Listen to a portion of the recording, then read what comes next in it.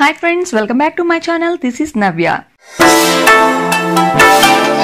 అమ్మ వైష్ణవీదేవిది చిత్రమైన చమత్కారము. ఒక ఊరిలో వైష్ణవీదేవి ఒక ముసలావిడ రూపంలో కనిపించింది. ఆవిడ ఏం చెప్పిందంటే, నేను చెప్పినవన్నీ శ్రద్ధగా వినండి. చాలా మంది నా గురించి చెడుగా చెప్పుకుంటున్నారు. ఎవరు చెడుగా చెప్పుకుంటారో వాళ్ళని నేను నాశనం చేస్తాను.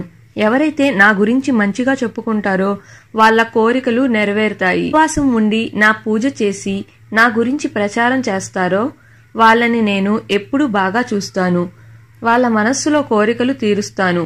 ఎవరైతే నా పూజ చేసి 25 రోజుల్లో పేపర్ పంచరో వాళ్ళని నాశనం చేస్తాను. ఈ విషయం చెప్పి ఆవిడ మాయమైపోయింది.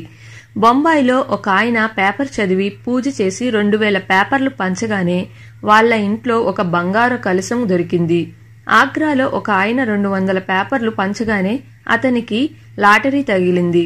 ఒక పేద రిక్షావాడు 600 పేపర్లు పంచగానే 6 రోజుల్లో అతనికి బంగారంతో నిండిన బిందె దొరికింది.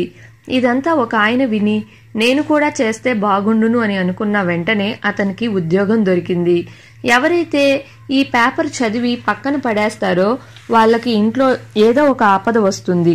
అహ్మదాబాద్లో ఒక ఆయన పేపర్లు చదివి పక్కన పడేయడం వల్ల ఇంట్లో ఆయనకి కష్టం వచ్చింది. అతని వ్యాపారం ముగిసిపోయింది. అతని భార్య చనిపోయింది. అందుచేత చాలా జాగ్రత్తగా పేపర్లు ఉంచుకొని ఒక పేపరు తాంబూలంతో ఇవ్వాలి.